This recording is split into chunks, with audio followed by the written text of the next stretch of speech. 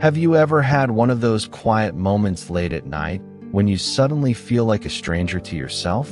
During the day, we stay busy almost all the time. We work, answer messages, chase goals, maintain relationships, and try to be the version of ourselves that the world expects us to be. We rarely stop and truly look inward. But when everything becomes silent and the noise finally fades away, many people eventually face the same question: who am I, really? We use the word I every single day, yet most of us have never deeply examined what that I actually is. Who is the one thinking these thoughts? Who is the one feeling happiness, fear, loneliness, anger, love, and pain? We usually assume we are this body, but the body changes constantly. It ages, becomes sick, grows weaker, and eventually disappears. The person you were 10 years ago does not even have the same cells anymore. Then maybe we think we are our emotions. But emotions come and go like weather. One moment we feel joy, the next sadness. One day we feel confident, the next insecure. So perhaps we are our thoughts. Yet thoughts also never stay still. They rise and disappear endlessly, like clouds passing through the sky. If we are not the body, not the emotions, and not even the thoughts, then what are we really? And maybe an even deeper question follows. What is the point of everything we spend our lives chasing? Money, success, status, relationships, approval, security. We exhaust ourselves trying to obtain these things, believing they will finally make us feel complete. But when we finally get what we wanted, the satisfaction rarely lasts. A new desire appears. A new anxiety takes its place. Many people believe happiness exists somewhere in the future. Once I become successful, I'll finally feel peaceful. Once I find the right person, I'll finally feel whole. Once I have enough money, I'll finally stop worrying. But life keeps proving something strange to us.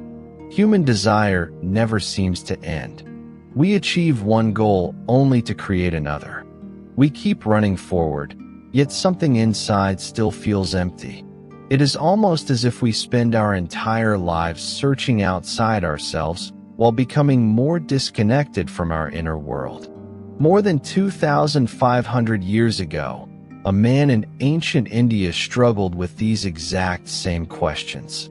He was born into wealth and privilege. He had power, comfort, family, and everything society considered success. By all external standards, he should have lived a perfect life. Yet deep inside, he still felt unsettled.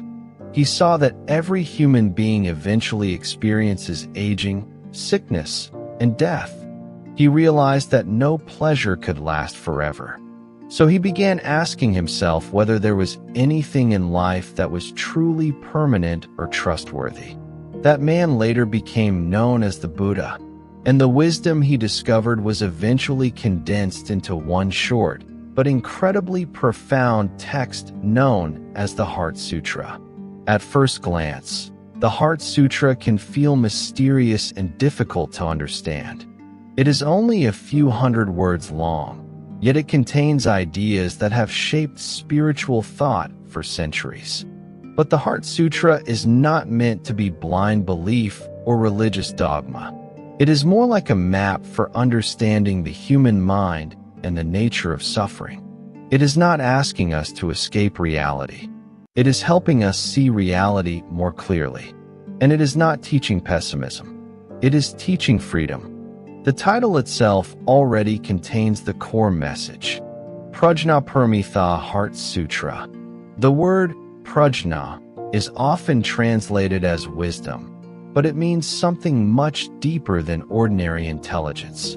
In modern life, many people are smart. They know how to make money, solve problems, build careers, and compete successfully. But this kind of intelligence does not necessarily free us from anxiety, fear, or inner emptiness. Prajna refers to a deeper kind of wisdom, the ability to directly see the true nature of reality. It is not just intellectual knowledge. It is awareness. Many people know logically that they should let go of anger or anxiety, yet they still suffer from them. Why? Because understanding something intellectually is not the same as truly seeing it clearly. Real wisdom changes you naturally. It is like waking up from a nightmare. Once you realize it was only a dream, you no longer need to fight the monsters inside it. The next word, paramitha, means crossing over to the other shore. This shore represents freedom from suffering. According to Buddhist thought, most people live trapped on the shore of confusion, attachment, fear, and endless craving. We constantly worry about losing things we love and desperately chase things we think will complete us. Our minds become restless and exhausted. The other shore symbolizes peace, clarity, and liberation. The Heart Sutra is not saying we should abandon ordinary life. It is showing us how to live in the middle of life without being controlled by suffering. One of the most famous lines in the Heart Sutra says, "Seeing that the 5 skandhas are empty, one is freed from all suffering." The 5 skandhas refer to the 5 things that create our sense of self. They are form, feeling, perception, mental formations, and consciousness. In simple terms, they include the body, emotions, thoughts, desires, and awareness itself. We spend our lives assuming these things together make up a solid and permanent me. But the Heart Sutra says all of them are empty. Now, empty does not mean non-existent. It does not mean nothing matters. It means that nothing possesses a fixed, permanent, independent essence. Everything is constantly changing and dependent on countless conditions. Your body changes every moment. Your emotions rise and fall. Your thoughts appear and disappear. Your desires shift over time. Even your sense of identity evolves constantly. If everything about us is always changing, then where exactly is this permanent self we cling to so tightly? Much of human suffering comes from this attachment. Because we believe so strongly in me and mine, we become devastated when things change. A single criticism can ruin our day because we attach it to our identity. A failed relationship can feel like the end of ourselves. Losing status or success can make us feel worthless. But when we look closely, we begin to see that these experiences are temporary events moving through consciousness. They are not the deepest truth of who we are. The Heart Sutra goes even further with one of its most famous teachings. Form is emptiness. Emptiness is form. At first, this sounds confusing or even contradictory. But the teaching points to something subtle. The world exists, but not in the solid and permanent way we usually imagine. Think of ocean waves. Waves appear separate, with different shapes and sizes, yet every wave is ultimately just water. In the same way, all things in life arise temporarily from countless causes and conditions. They appear real and separate, but underneath, they are deeply interconnected and constantly changing. Understanding this does not mean rejecting life. It means no longer being trapped by it. Most suffering comes not from life itself, but from our resistance to change. We want relationships to last forever. We want youth to stay forever. We want people to always understand us and circumstances to always go our way. But impermanence is built into existence itself. The Heart Sutra reminds us that freedom does not come from controlling life. Freedom comes from learning not to cling to it so tightly. Another important part of the sutra says, "No eyes, no ears, no nose, no tongue, no body, no mind." This does not literally mean these things do not exist. It means our experience of reality is deeply conditioned by perception. Much of what we suffer from exists not in the world itself, but inside our interpretations of it.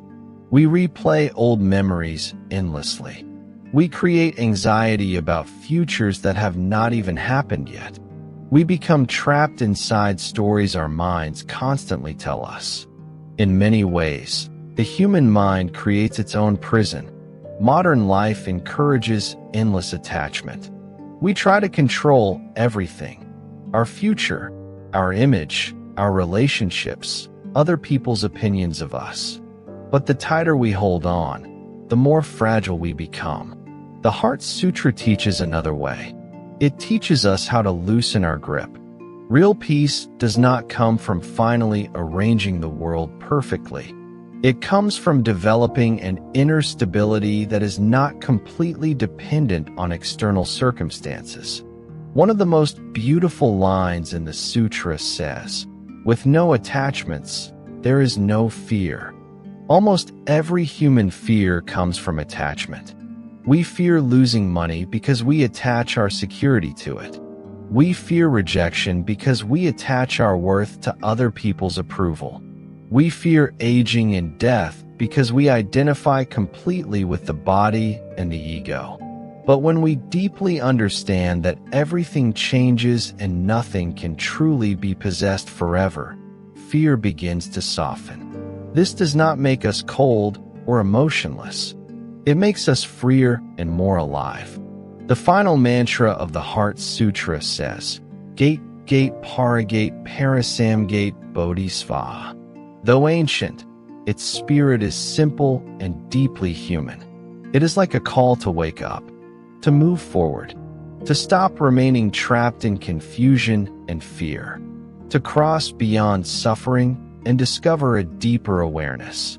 The true power of the Heart Sutra is not that it gives us complicated philosophical theories. Its power is that it brings us back to ourselves. Modern society teaches us how to succeed externally, but very few people are taught how to understand their own minds. We know how to build careers, but not how to find peace. We know how to impress others, but not how to truly sit with ourselves in silence. As a result, many people appear successful on the outside while feeling empty inside. The Heart Sutra reminds us that peace is not something we must chase endlessly in the future. It already exists beneath the noise of the mind.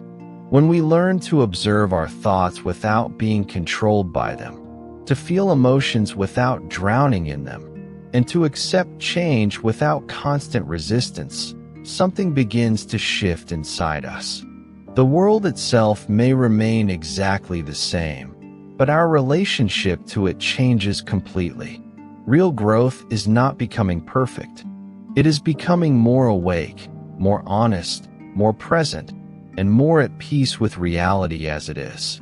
Maybe the deepest message of the Heart Sutra is this: the freedom and peace you have been searching for your entire life were never truly outside of you to begin with.